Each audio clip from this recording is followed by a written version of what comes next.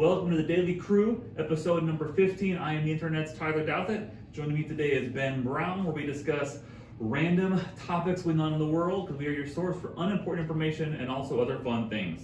Ben, welcome to today's episode. You excited for today? Oh yeah, I'm excited. So we're going to look through some random topics and discuss them, provide some value, some entertainment. Here we go.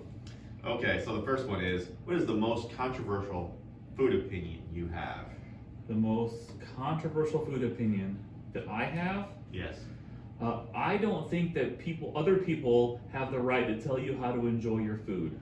And you hear sometimes these stories of like this chef with these super fancy steaks or something like this, and they're like telling people, no, don't put A1 sauce on there. Yeah. Don't do this. No, like like they're too good for that. Yes. And I don't think you have the right to tell someone else how they can or cannot enjoy their food. Yeah. Like me, I like French onion dip. I really like it. Mm-hmm. You know, so if I want French onion dip, I gotta have something with it. That doesn't mean what I'm having with it is bad. Mm-hmm. You know, if I like the pretzels or like the chips or something like that. Same thing with like steak sauce. If I really want steak sauce, you know, I can typically eat that with steak. That's not saying anything bad about the steak. I think dip makes almost everything better. Yes. My kids tease me a little bit because it's like, what do they like? Spicy things and sauces. Yes. Like almost any various sauce, and I consider like a dip kind of like a sauce. So yeah, and they just enhance your whole eating experience. Yeah, I have heard about that in restaurants where you're not allowed you're not allowed to even ask for steak sauce. Like the chef will take offense to it. It's a big no-no, and you never bring in your own sauce either. That's also like People do that, bring your own sauce. Yeah, apparently that's a thing, and I've never done that. I would never even think to do that. I mean, why would I bring? If I'm going to a restaurant, I expect them to provide those things. Bring your own sauce. Yeah, it's just kind of weird. But if you do, I mean, that is considered very rude, though. If you do that, you know, if you want any sauce with the steak, because the expectation is like the steak should be so tender and juicy that you shouldn't even need sauce with it. It's not needed. I feel like if that's the case, those people making the steak should feel bad about themselves. That they think it is so good that no one will need sauce and people still want it. Maybe they should reconsider their take on the sauce situation instead of other people's. Yeah, I agree. I love steak sauce, and then a lot of those people I make steaks, they do a great job. Like I love it and stuff like that. Mm-hmm. But the sauce just adds to it. It just makes it even better. So it's like, why would you not want more of a good thing? Yeah, and I have been to a couple like fancy steak places once in a while, and I don't think I put sauce on there, which I feel is a good commendation for someone that makes a good steak. Yeah. That people that always want sauces don't want any sauce with it or fine without it, but it's not their call to make for you. Yeah, you're right. Yeah. Yeah. So I don't know. I wonder if those places, if they even offer steak sauce. I'm kind of curious if they even offer it. You know, like if it's even an option. Who knows? How self-righteous are you when that's your take on things? I know. Like, no, I make this so good that you cannot use this. Yeah. I mean, and then why does that not apply to other things like fries and ketchup? You think Red Robin's bad when you ask for ketchup? No. Probably not. They're like, no, they flat out tell you that, hey, do you want ketchup with that? Here's ketchup. Here's so much ketchup. And they ketchup. embrace it because they have the other sauces too. Because they know people like a variety of sauces on their fries. Because not very many people, there's some people out there, I used to be one of them that used to just eat fries plain. No salt, no ketchup, nothing. Yeah. Now I can't even imagine eating it like that. I do once in a Makes while. me thirsty thinking about it. Like if you're driving, it's hard to do efficiently and safely sauces while eating fries. So like if we're on like a road trip or something, then I gotta suck it up sometimes and do it without, or I try to have Karen like hold the sauce stream, but that's just a little bit much. I feel like that's a little hold my sauce. Yeah, I would never do that. Anything that drips or whatever, I can't do while I'm driving. Guaranteed to leave a stain on my clothes somewhere. Or be a good thing to eat while you're driving is a good steak. Just cut it up real nice with your silver. Right. Yeah. I've done that. I've gotten like grease stains and stuff like that from eating and driving before. That's never fun. No, it's not. I've learned the hard way. It's just better in the long run to just wait till you're not driving anymore to eat. But sometimes, like when you're in a hurry, you're starving. Like You don't have a lot of choice, do you you? don't have a choice. My controversial opinion would probably be like Tic Tacs are not mints, they're candy.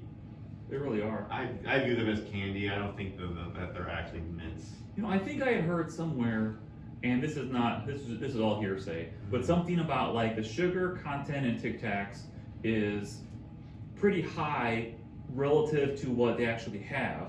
Yeah. But it's so low per thing that it can advertise like almost no or no sugar kind of thing. Wow. Like the percentage of sugar is high, but it's still so low per one single Tic Tac that you can advertise and market a But certain you know, way. I wonder how many people don't ever just pop one Tic Tac at a time. Yeah. They usually have 2 or 3 at a time and stuff. I don't know. I don't. Mine's not controversial at all. I think it's very, very popular. A very heated debate amongst a lot of people is the pineapple or fruit on pizza. I don't mind if other people enjoy it, but I just don't want it on mine.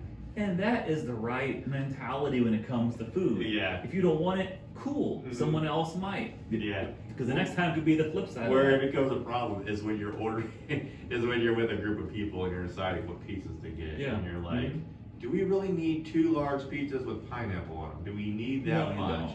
Who is going to eat that? Because I'm not eating that. You know what I'm saying? You know, I and do it- like pineapple and ham is a great combination on pizza.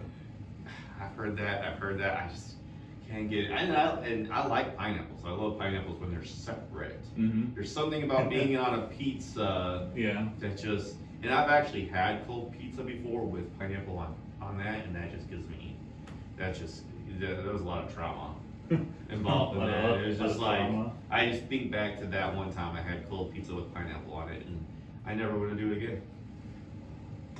Yeah. I think you're right. What do we got on the next topic? The next one is, what was the first thing you did when you turned 18? The first thing I did when I turned 18. I almost said go to the casino, but I think that was when I turned 21. That's 21, at least Yeah. around here. I think I bought a lottery ticket. Yeah. Of course, I didn't win, because nobody ever wins that stuff. But I think I bought a lottery ticket, I think. Yeah, I think I know what I did. I made myself a Blockbuster account. First time you can legally do it. Is Didn't make you my, have like a family video thing? Was that you? that was a different place, and we won't say the name of the video company just in case. They're not really around anymore anyway. But yeah, I owed a lot of money in late fees. It was a good time. See, rented movies didn't take them back for a while, essentially. Yes, because those late fees were so ridiculous that and then once you go like a week or two, you're almost better off just buying the movie or something. Yeah. You know, Mhm. and then that's what I started doing. I started buying movies instead of renting them because I acknowledged that I was very bad at returning them on time and that I was spending a lot of money doing that, and I was like, it's just cheaper in the long run just to buy it. You know, because I only rented movies that I really wanted to see. I didn't rent anything else. What did they do? Did they call or send stuff in the mail, or what did they do to? Yeah, try they to call get you to pay you. the They fees? call you and send you reminders, and then of course they don't let you. They don't let you, check out again until you pay. You pay your balance. Which then what they did was they started realizing that there's no way I was the only one. A lot of people were stuck. Even my own wife, which was really funny because me and her, when we first got together and we first wanted to have a movie night, we went to Family Video, and I wanted her. Oh wait, no, she wanted me to check out, so I did. I checked out. And they're like, sorry. Did they decline you? Yeah, you got You have $116 late fee balance. Are you able to pay off a portion of that? And I was like, no, sorry. So we tried hers.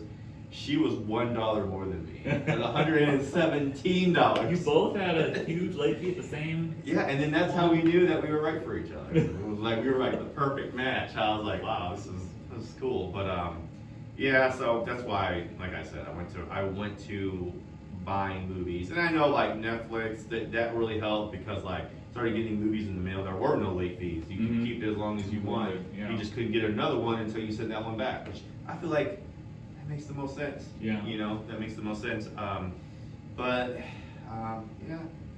Have you heard the story about Netflix and Blockbuster? I've heard, I've here and there, yeah. It's worth saying again. So in the early days of Netflix, they attempted really, really hard to sell themselves as a company to Blockbuster. and they were young and actively trying to sell. Like we're not making enough money yet. Like we're trying to sell. Let's get out of this and find something that works. They were laughed out of the room by Blockbuster because they thought, who would ever want to get DVDs by mail? Yeah. They're going to come in here, deal with a hassle and a late fee and overpriced popcorn, and we can ride on that forever. Yeah. And then that's a great story. It's a business type. It's interesting, but it's a business story on thinking it'll always work forever, and then you end up you end up like the punchline of jokes talking about Blockbuster. Yeah. Yeah. Well, and I think a part of it is too is like movies were just no longer as expensive to buy anymore. Mhm. I mean, they still are. I mean, $20 is some people was a lot, but like in the '80s, they used to be a lot more than that. You used to talk about like $100 to Was it? for like when Terminator first came out, like when the VCR was new, brand new, and everything.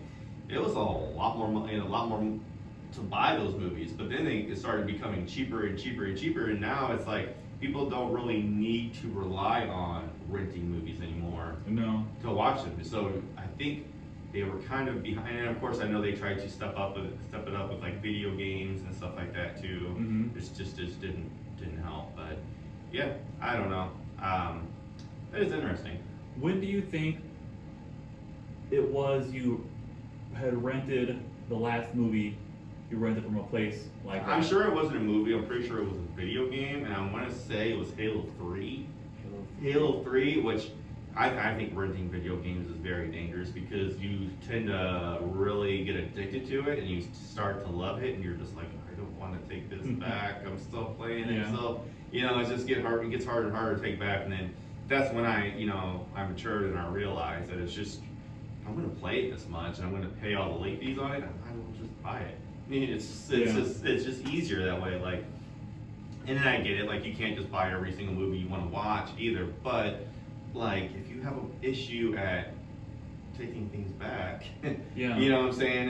It's just in the long. I don't think renting is for everybody. I'm trying to think when I might have last rented a movie because I remember in Fairview Heights when the Blockbuster was still there, and it was there, and this was probably maybe like. It was after college, probably 05, 06, 07, something like that. Yeah. I was renting some movie. This was probably, at this point, that'd be like 15 years ago. And there were so few of them, like one in Alaska, which is an Airbnb or something. Mm-hmm. There's like one left, but it used to be all over the place. And I come to think of it, on that trip, I don't think we actually rented one. I think we went to go in there, had like some coupons, which turned out was a fake coupon, like online circulating. Like, no, sorry, it's a fake coupon, so we just left. Oh. And that was the last time I tried to rent a movie. I don't know when I actually last rented one before that. Yeah. Such a different way. That was the way for so long. Yeah. And now it seems so strange of a concept. Like, try to imagine explaining that concept to our kids. Like, you have to go somewhere, like rent a movie, and then come home and watch it. Well, how does that even work? Yeah. Wouldn't you just stream it? Well, Why do you have to go somewhere for that? I know. It's so much more convenient now because now you can just buy movies digitally now. Like I actually started doing that because my movie collection got so big, I have no space to keep on. I just don't have the space for it. So now I only buy it digitally, which is cheaper too, but I like that. But it's probably future-proof against each version. Now it's the Blu-ray, like the VHS, then the DVD, then the Blu-ray, then like a 4K thing, and it's just constantly. They've gotten me. They suckered me into that a couple times, like 4K with like the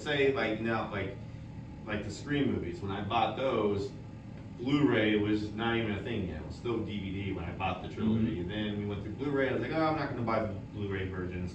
But then I went and got when 4K became available, I went out and bought a 4K television screen. I was like, well, what's the point of having a 4K television screen if I'm not going to have anything 4K, especially my favorite movie? So then I ended up rebuying some of the stuff I already have in 4K. But, this is... We have a 4K TV, but I don't think I've ever actually had anything on there that is actually 4K. Because like we have YouTube TV we use for like TV, and there's like an upgrade paid option for the 4K version, which I never do. I'm sure it's better, but honestly, if you've never done it and you don't notice it, then I wouldn't even worth getting into it, because then once you do it, then you do start to kind of Never notice. gonna go back again. You kind of do know, and then I remember at first I was like, do I notice a difference or do I just think I do? But Yeah. then when I started only watching 4K and I went back, then I And started. you can tell.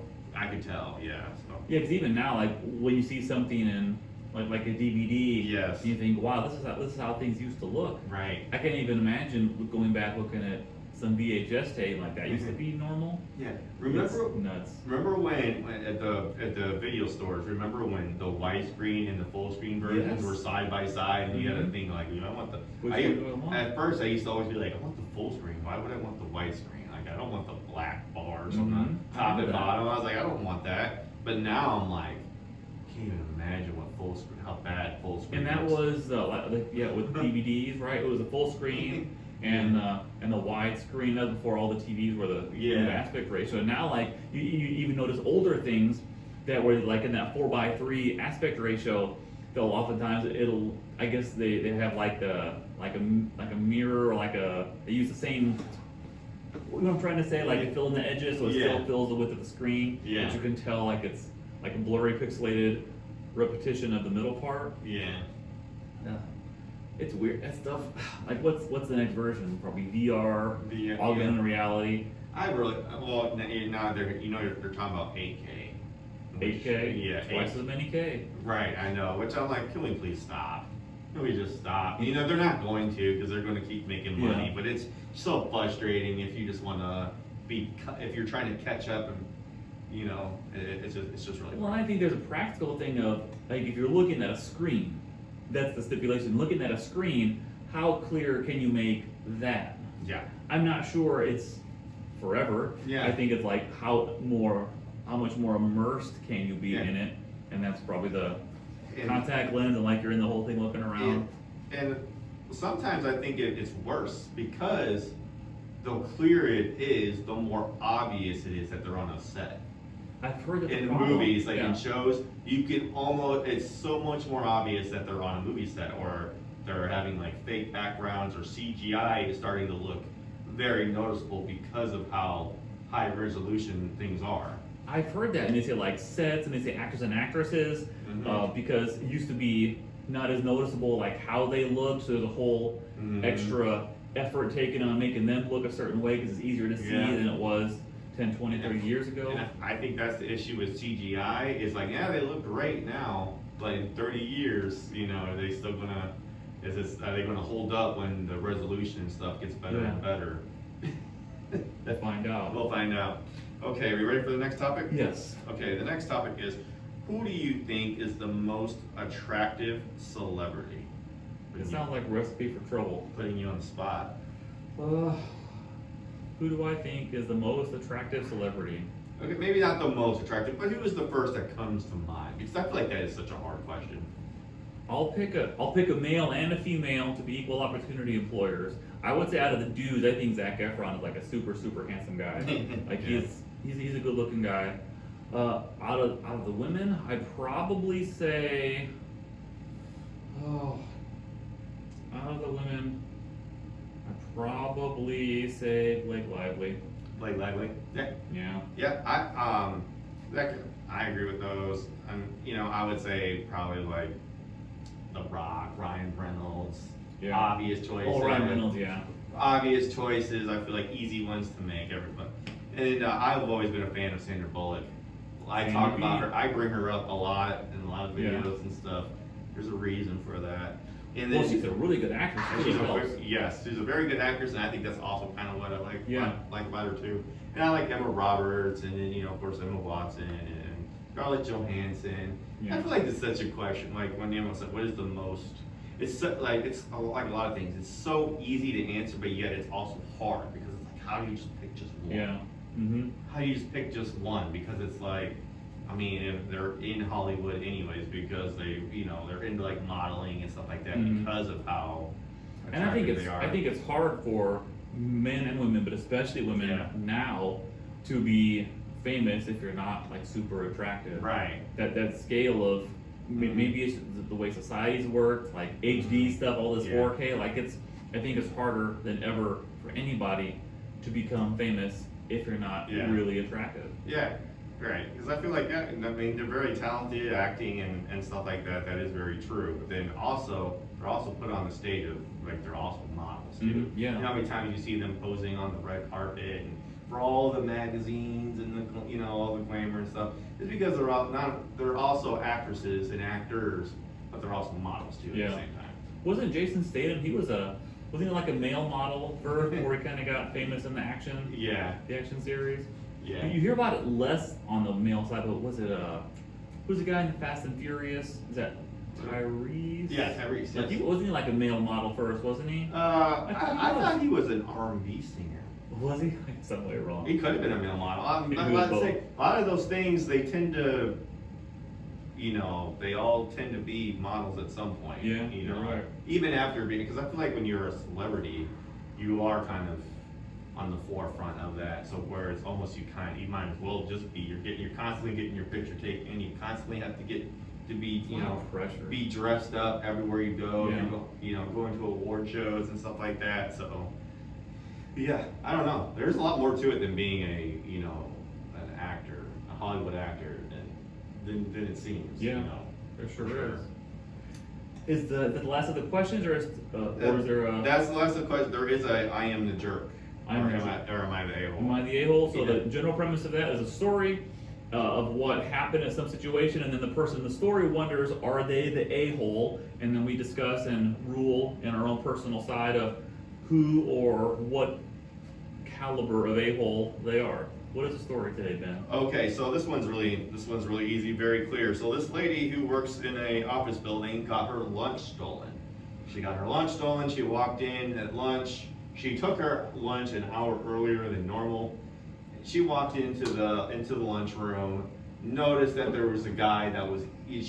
First she noticed that her Tupperware and everything was in the sink and stuff, and then she noticed a guy that was sitting at the table eating her lunch. Just helping himself. Eating your lunch. Yeah. So she was thinking like, oh, should I confront him or should I just, But she said she was mad. She was really heated, and so she went and confronted him. Grabbed the fork out of his hand, said some things like, hey, she was like, that's a really good looking lunch you got there. She was like, whoever made that must have did a really good job. Or I wonder if it's almost as good as the first time when I made it and stuff. And she really kind of like made the scene, grabbed the dish, like the fork out of his hand, yelled at him.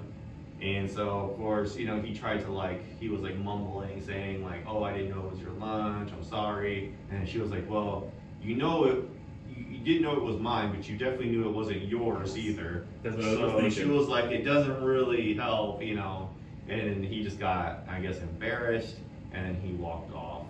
But then after that, she said she got ridiculed by her coworkers, saying that she didn't handle it right, saying that she could have went about it a whole different way other than embarrassing him, and that he was probably just a desperate person that was hungry, that needed to eat, and she needed to be more understanding. So what do we think? Do we think she is the a-hole here, or no? So they probably thought that she reacted maybe too much, too strongly, something like Yeah. that. Without actually knowing the level of reaction, it's hard to speak to that. But I don't think you are an a-hole for being upset that someone took your lunch. Yes. And as you were saying it, that's exactly what I thought. You might not know whose lunch it is, but you sure as heck know you didn't bring a lunch that day. Yeah. So you know it's not yours. You know you're stealing a lunch from somebody. You know Yes. someone's not going to get angry, I Yes, guess. and I feel like how someone reacts to something like this is so subjective and so displaced because you don't understand someone's emotions when they're upset. When I'm thinking about someone stole my lunch, I don't know how I'm gonna react. Thinking about it makes me angry. You know what I'm saying? So I don't know if I'm gonna be able to, how I would go about it. But at the same time, it's just, yeah, that person might be desperate. They might be hungry too. But what about her?